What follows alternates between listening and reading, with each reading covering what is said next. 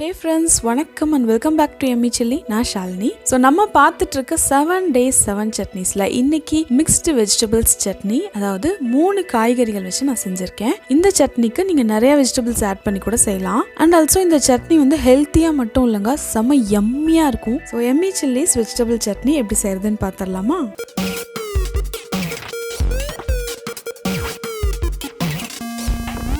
இந்த கப்பில் 1 கப் அளவுக்கு நான் இந்த 3 வெஜிடபிள்ஸும் எடுத்திருக்கேன். முட்டைக்கோஸ் 1 கப், இது வந்து 100 கிராம்ஸ் அளவு வரும். அவரைக்காய் 1 கப், இது 150 கிராம்ஸ் அளவுக்கு வரும். அண்ட் கத்திரிக்காய் இதுவும் வந்துட்டு 1 கப், இது வந்து ஒரு 4 கத்திரிக்காய் அளவு இருக்கும். ஸோ இது 3ஐயும் வந்துட்டு கட் பண்ணி எடுத்து வச்சிருக்கேன். நான் இன்னைக்கு இந்த 3 வெஜிடபிள்ஸ் தான் எடுத்திருக்கேன். இதோட நீங்கள் வந்து உருளைக்கிழங்கு ஆட் பண்ணிக்கலாம், இல்லை கேரட், இல்லை பீட்ரூட், பீன்ஸ் இந்த மாதிரி வெஜிடபிள்ஸும் நீங்கள் ஆட் பண்ணிக்கலாம். கத்திரிக்காய், முட்டைக்கோஸ்லாம் விட்டமின் சி நிறையா இருக்கு. அண்ட் அவரைக்காய் கத்திரிக்காயில் வந்து ஃபைபர் கண்டென்ட் நிறையா இருக்கு. அவரைக்காயில் ப்ரோட்டீன் நிறையா இருக்கு, நிறையா விட்டமின்ஸ் மினரல்ஸ்லாம் இருக்கு. இம்யூன் பூஸ்டர், இந்த அவரைக்காய் வந்து இம்யூனிட்டி அதிகப்படுத்தும். கத்திரிக்காயிலையும் முட்டைக்கோஸ்லையும் ஆன்டி ஆக்சிடென்ட் நிறையா இருக்குது. ஸோ கேன்சரை ஃபைட் பண்ணக்கூடியது, டைஜஷனுக்கு ரொம்ப நல்லது. முட்டைக்கோஸில் விட்டமின் கே நிறையா இருக்குது, போன்ஸ்க்கு ரொம்ப நல்லது. இந்த 3 வெஜிடபிள்ஸுமே வந்துட்டு லோ கேலரி உள்ளது. ஸோ வெயிட் லாஸ்க்கு உங்களுக்கு ரொம்பவே ஹெல்ப்ஃபுல்லாக இருக்கும். அடுத்தது ஒரு பெரிய வெங்காயத்தை ரஃபாக கட் பண்ணி வச்சுருக்கேன். அதே மாதிரி 3 தக்காளியையும் ரஃபாக கட் பண்ணி எடுத்துக்கோங்க, ஏன்னா நம்ம வந்து வதக்கிட்டு அரைச்சிட போகிறோம். தேங்காய் துருவல் 1/4 கப் அளவு எடுத்திருக்கேன். நெல்லிக்காய் சைஸ் அளவுக்கு புளி எடுத்திருக்கேன். கொத்தமல்லி கொஞ்சமாக எடுத்துக்கோங்க.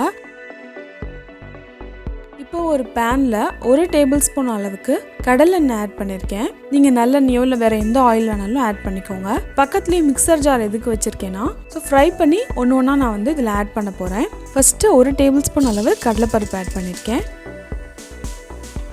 இதோட 1 டேபிள் ஸ்பூன் அளவு உளுந்து. மெயினாக வந்து நீங்கள் ஸ்டவ்வை சிம்மில் வச்சுருங்க. இதோட 10 வரமிளகாய் ஆட் பண்ணியிருக்கேன்.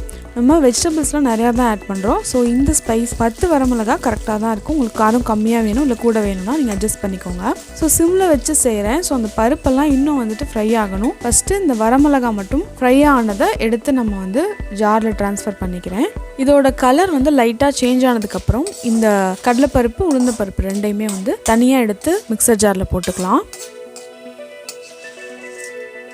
ஸோ இந்த வெஜிடபிள் சட்னியோட ஃப்ளேவர், அதோட வாசனையே சூப்பராக இருக்கும். கண்டிப்பாக உங்கள் வீட்டில் நீங்கள் ட்ரை பண்ணி பாருங்கள். அதுக்கப்புறம் அதே எண்ணெயில் வெங்காயம் ஆட் பண்ணியிருக்கேன். வெங்காயம் கொஞ்சம் வந்து டிரான்ஸ்பரண்ட்டாக ஆகிற அளவுக்கு மட்டும் வதங்கட்டும். நம்ம வந்து காய்கறியெல்லாம் வதக்கிட்டு அதை வந்து வேக வைக்க போகிறோம். ஸோ அந்த கடலைப்பருப்பு, உளுந்து, வரமிளகாவெல்லாம் முன்னாடியே நம்ம எடுத்து வச்சோம்னா சட்னியில் அங்கங்கே வந்துட்டு லைட்டாக அந்த கிறிஸ்ப்னஸ் இருக்கும். இப்போ அந்த வெங்காயத்தை மட்டும் தனியாக எடுத்து அதையும் மிக்சர் ஜாரில் போட்டுட்டு தக்காளியை போட்டு ஃபியூ செகண்ட்ஸ் லைட்டாக அதை வந்து சாட்டே பண்ணிவிட்டு அதுக்கப்புறம் நான் வந்து வச்சுருக்க வெஜிடபிள்ஸ் எல்லாத்தையும் ஆட் பண்ணிக்கிறேன். யூஸ்வலாக நம்ம வந்துட்டு வெங்காயம், தக்காளி, தேங்காய் இந்த மாதிரி சட்னிஸ் தான் வந்து ரெகுலராக நம்ம செய்வோம். வெஜிடபிள்ஸ் வந்து லஞ்சுக்கு மட்டும்தான் எடுத்துக்குவோம். பட் நீங்கள் பிரேக்ஃபாஸ்ட்டுக்கே வெஜிடபிள்ஸ் எடுத்துக்கிட்டீங்க அப்படின்னா இன்னும் நமக்கு வந்து நியூட்ரிஷன் அதிகமாக இருக்கும், நம்ம ஹெல்த்தியாக இருக்கலாம்.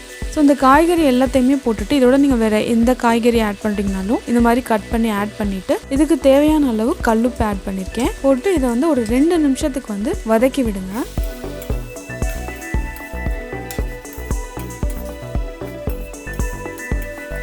மினிட்ஸ் சாட்டே பண்ணதுக்கப்புறம் நம்ம தண்ணி ஊற்றி வேக வச்சிடலாம். நீங்கள் காய்கறி வேகிறதுக்கு எவ்வளோ தண்ணி தேவைப்படுமோ அந்த அளவு மட்டும் ஆட் பண்ணுங்கள். ஸோ தண்ணி ஆட் பண்ணி ஒரு லிட்டு போட்டு ஒரு 5லேருந்து 10 நிமிஷத்துக்குள்ளார நீங்கள் வேக வச்சு எடுத்துக்கோங்க. ஸோ இந்த அளவுக்கு நல்லா மேஷ் ஆகிற அளவுக்கு நான் வேக வச்சுருக்கேன். இப்போ நான் ஸ்டவ் ஆஃப் பண்ணியாச்சு.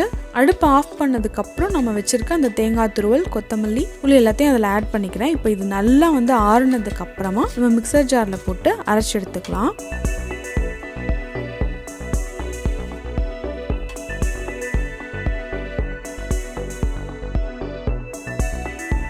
இந்த டைமில் நீங்கள் வந்து உப்பு பத்தலை அப்படின்னா ஆட் பண்ணிக்கோங்க. அதே மாதிரி ஒரு 1/4 டீஸ்பூன் அளவு பெருங்காயம் ஆட் பண்ணுறேன்.